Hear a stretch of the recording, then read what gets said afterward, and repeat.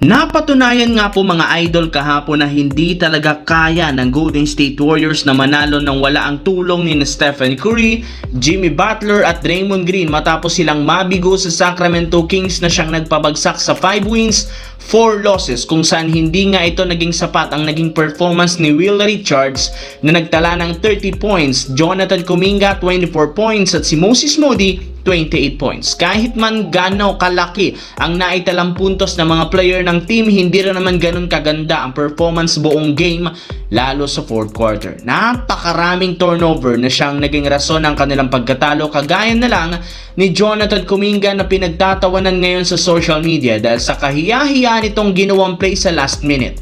Well, nagkaroon sana ito ng napakagandang drive ng kumagat sa ginawa nitong fake ang kanyang bantay na siyang nagbigay sana sa kanya ng libreng tira sa ilalim, pero imbis na i-lay up na lamang, sinubukan pa nga itong gumawa ng fadeaway mag-isa na hindi rin naman pumasok ang tira. Kaya lubos nga pong kinadismaya ng mga fans ng Warriors ang ginawang ito. Kung lay up lamang sana iyon, nagkaroon sana sila ng pagkakataong makapagkamba. Kaya mukhang malinaw, hilaw sa decision making si Jonathan Kuminga. Sa kabilang banda, sa unang pagkakataon simula 2019-2020 NBA season, nagkaroon sa wakas ang Los Angeles Lakers ng record na 7 wins, 2 losses sa umpisa ng regular season bilang number 2 sa West.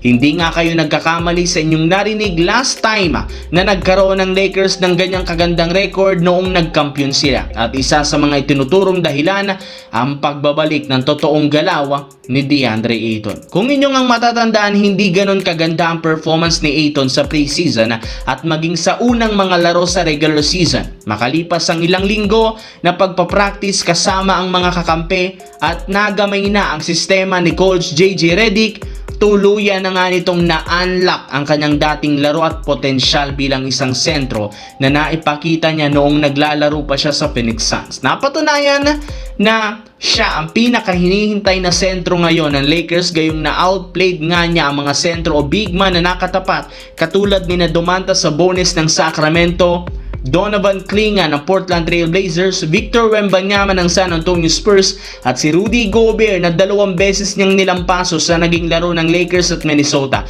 Kaya maging si LeBron aprobado sa performance ni Ayton, gayong isa ito sa mga magiging dahilan ng kanilang mga pagkapanalo.